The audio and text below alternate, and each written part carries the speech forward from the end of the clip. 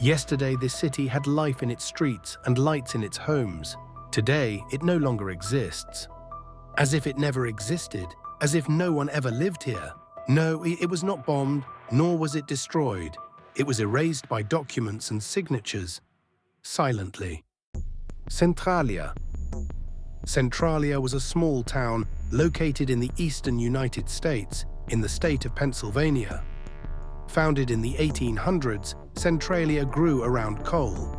The mines beneath the town kept the economy alive, provided work for generations, and shaped everyday life. Coal was the reason people came here. Homes were built, families survived. And for decades, it was coal that kept the town alive, until it became the reason everything was lost. 1962, a year that began ordinary but changed everything.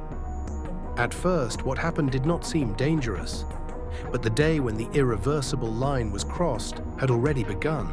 One day in the summer, the city authorities ordered a routine cleanup. Trash was collected, landfills were cleared, and burning began. A controlled burn, something the town had done before. No one panicked, no one asked questions, because no one expected things to escalate this far. At first, nothing seemed wrong. After the trash was burned, the cleanup was considered complete. On that day, the beginning of everything, life in Centralia continued as it always had.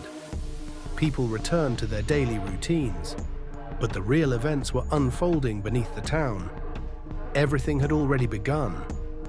While the fire above ground was extinguished, underground it seemed to grow even stronger. It had gone deeper. Days passed, then weeks. And slowly, almost imperceptibly, the town began to change. The ground felt warmer, the air felt heavier. Small signs appeared, easy to ignore, easy to explain away. No one called it a danger. By the time the danger became visible, it was already everywhere. The signs stopped being hidden. Smoke began rising from the ground, directly from the earth itself. Cracks opened in the roads, asphalt split apart, warm air poured out of the ground like breath. Some basements filled with toxic gas, carbon monoxide, odorless, invisible, deadly. People began to get sick, headaches, dizziness, nausea. And still, no one fully understood the scale of the disaster, until one moment changed everything. In 1981, a 12-year-old boy named Todd Domboski was playing in his grandmother's yard. Without warning, the ground beneath his feet collapsed.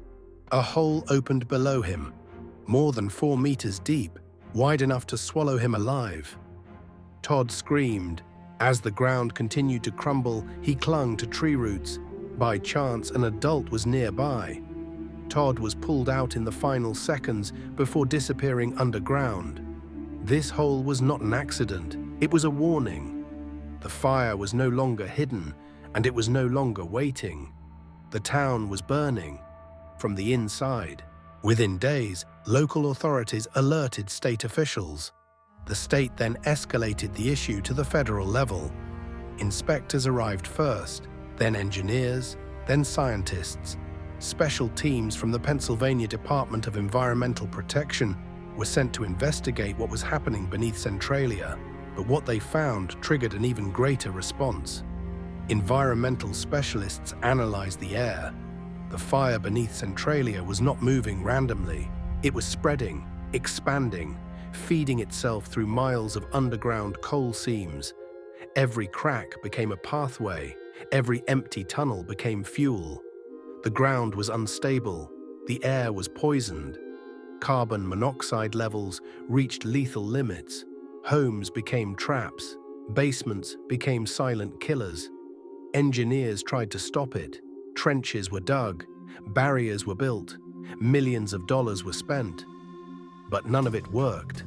Finally, a sentence no town ever wants to hear was spoken. This fire cannot be stopped. Not today, not next year, not in this generation. Centralia was not facing a temporary disaster. It had received a sentence, and the countdown had already begun. After months of testing and years of failed attempts, the conclusion was finally put into words. Not in whispers, not behind closed doors. Officially, engineers stood before state officials and delivered the verdict no one wanted to hear. The fire had spread too far, too deep. Through too many coal seams, there was no single source to extinguish, no clear boundary to contain. Any attempt to stop it would cost billions of dollars and could still fail. Not with existing technology, not with acceptable risk. This fire would burn for decades, possibly centuries, and Centralia sat directly above it. Once the truth was admitted, only one option remained. The town could not be saved, but the people still could. Officials faced the residents with a message no one was prepared to hear. They were told the fire would not stop. They were told the ground would remain unstable. They were told the air would never be safe. And then came the final words. You have to leave. Not today, not tomorrow, but soon. The government offered money, compensation for homes, a chance to start over somewhere else. Some accepted immediately. For others, the decision was unbearable, because these were not just houses. They were memories, lives, generations. Families packed their belongings one by one. Doors were closed for the last time. Lights went out. Addresses were erased. Postal codes were cancelled. Centralia was no longer a town. It became an evacuation carried out in slow motion. Today, Centralia barely exists. A few streets, a handful of buildings, almost no residents. Most of the town has been reclaimed by silence. Where a town once stood, maps now show empty space, but beneath the ground, nothing has ended. The fire is still burning, quietly, relentlessly. In some places, smoke still escapes through cracks in the earth. Where homes once stood, warning signs now remain. Experts say the fire could continue for decades, possibly centuries. Centralia was not destroyed by war. It was not wiped out by disaster. It was erased by something invisible, a threat hidden beneath the ground.